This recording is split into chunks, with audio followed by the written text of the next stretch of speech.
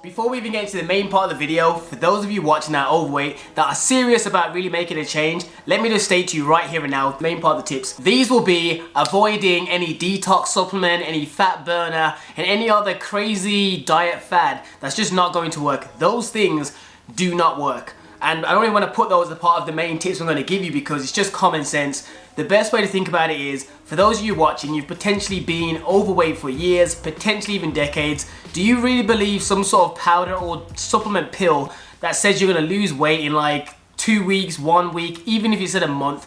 If you've spent years upon years building the physique you currently have, do you really honestly believe that in a space of such a short time frame, you're gonna get rid of it all? If fat burners, for example, really truly worked and live to the name, doctors will be giving fat burners to every single client that they had that comes in, and there probably wouldn't even be any overweight people on the planet if fat burners really work.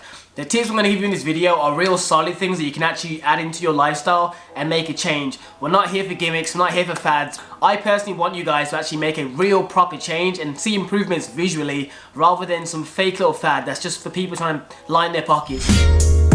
What is good, people? We are back with another one of TJ's tips, and today's video was a requested one. All the tips I've mentioned are for men and women, and hopefully this should really help you improve your physique and really set realistic goals. Not necessarily people that want to, for example, get muscular, but those of you that are on the severe overweight, obese side, hopefully these tips will help you get down to a realistic goal that you have set for yourself.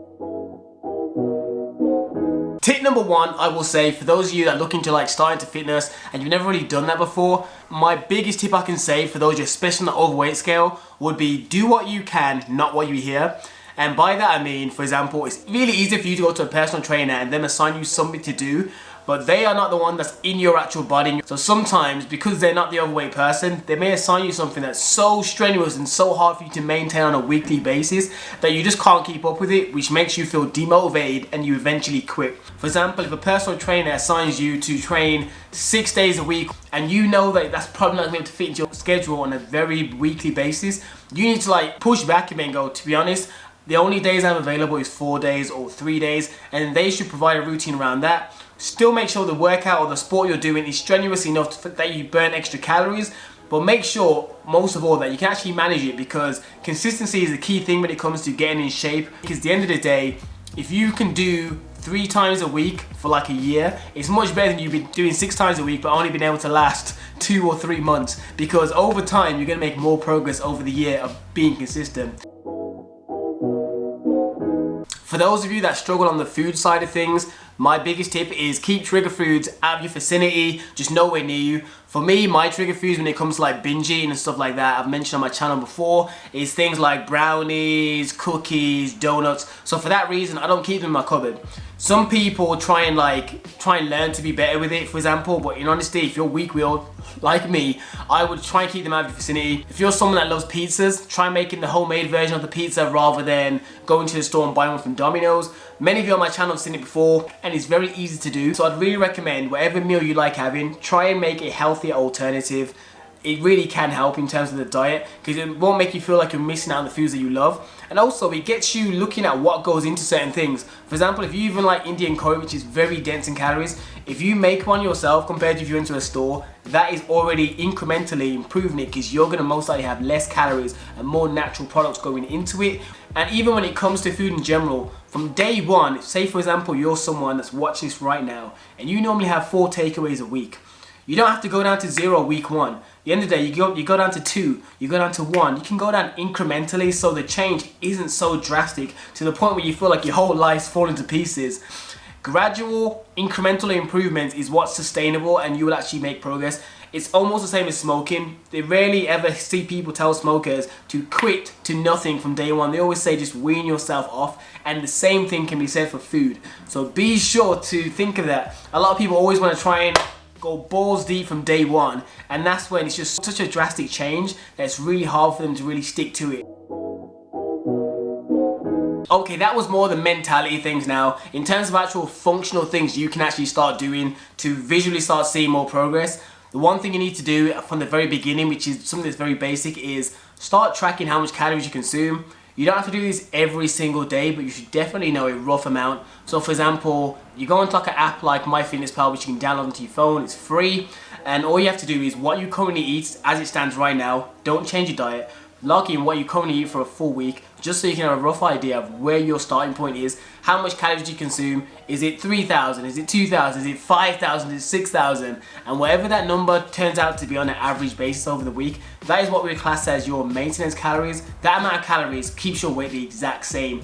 So what we're going to do now from the weeks following after the first one, you're going to try and incrementally reduce the calories overall. So if your thing was 3,000 calories per day, the next week try and move it down to 2,800. And then you see how it goes for a couple of weeks. If you don't see any weight loss at all, then you would reduce the calories again, so try 2,700, and you incrementally, every time the weight starts to stop, reduce an extra 100 calories, or alternatively, burn an extra 100 calories. When it comes to creating a calorie deficit, which is how you lose weight, you can either consume less calories overall throughout the day, or implement some cardio exercise. The best way is to implement both, and that leads me on to, if you are someone that does cardio and you're looking to lose weight, always measure it by the amount of calories you burn, not the amount of minutes. For example, so if you say I'm burning 100 calories or 200 calories, and it typically takes you 10 minutes, but for some reason this day you feel very lazy and it took you 20 minutes, you stay on that machine until you burn the amount that you said you were going to burn. That way it makes it much more, one, you can see when you're being lazy on certain days, and two, it also allows you to really have something better to track when it comes to your overall calorie amount in a day that you've consumed and how much you've actually burned. So hopefully that wasn't too complex. If it was, please comment down below and we can go into it a bit more depth, or DM me on Instagram. Moving on to the next tip, even though some of you out here may not potentially want to look like a bodybuilder and whatever, that is perfectly fine, but I'd still recommend going to the gym. Like how improve your muscle to fat ratio on your physique, simply for the fact that there's even been studies that, for example, if you took an overweight guy and a guy that goes to the gym, sat them both on the sofa and watched TV and did absolutely nothing, so they're just sitting there, the guy that has more muscle on his frame will burn more calories than the overweight guy, just because he has a better muscle to fat ratio. So it would be wise not to solely try and focus strictly on doing cardio, because there's many people that go in the gym, they're overweight and they're constantly on the cardio machine like a cardio bunny. You probably see a lot more of a benefit if you focus a little bit more on the weight training side, but also still do cardio at the end. You'll probably see more of an actual difference, and it's because you're actually going to improve your frame. When it comes to cardio, yes, you will be burning calories. However, all you're doing at that point really is just, your muscle to fat ratio is just going at the same rate, because as you're burning calories on the cardio machine, you're losing water weight, you're losing muscle mass, and you're losing body fat. Whereas if you do weight training along the same realm, like your muscle to fat ratio will probably, this will be your fat going down much more than your muscle, which means that at the end, say if you get to your goal, your frame's gonna look a lot better doing the second option than doing strictly just cardio.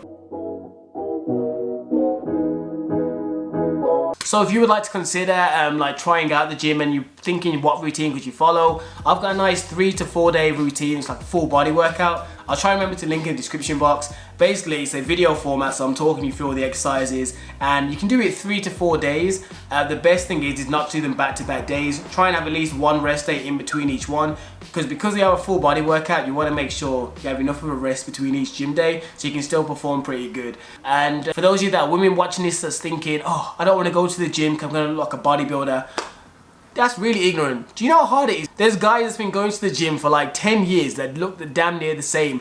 It's not as easy as you think. Like, some girls, when it comes to fitness, believe that if they lift a single dumbbell, they're gonna look hench. It takes a lot of effort to build a decent level of muscle on your frame, especially as a female. So for the girls that say that, that's not going to be the case. Don't worry, that's not going to happen. You know what I mean? You don't get hench by accident. You have to really specifically set it as a goal and push hard to get to it. Trust me, I know.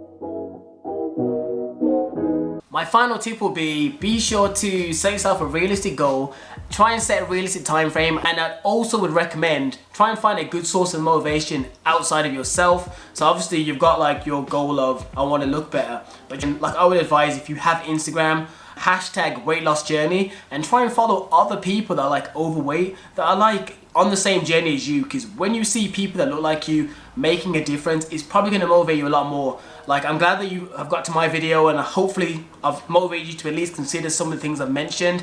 Feel free to check my channel for more tips on food and stuff. However, it makes sense to also try and follow someone that looks more like you as well, because it's really going to give you that internal motivation you wouldn't have believed that you'd have. Because the days that you feel lazy, you don't feel like doing it, you just whack on their Instagram page, you'll see that, oh damn, Lucy is still going to the gym even though she's tired, and you'll do it too. It's things like that that really get in your head. And hopefully, you never know, you come back to this video in like 6 months time or a year's time and you mention all the progress that you've made. So if you enjoyed this video, please give the video a nice thumbs up. I greatly appreciate it. Comment down below if there's any other tips that you feel like I could have added in. I want everyone to be able to use it below. Comments as like a second resource. If you've gone through your own body transformation already, be sure to write down below what you've done specifically and let other people kind of have a chance to potentially get more advice from you guys that's gone through your actual selves. Because I've been chubby, but I've never been severely overweight. So I can't relate on that level, but I can definitely relate with trying to lose the chubby face and the man boobs. So anyways, peace out people, stay getting gains, and I hope you enjoyed the video. I'm gone, peace. Make $1 million cash for you flatline.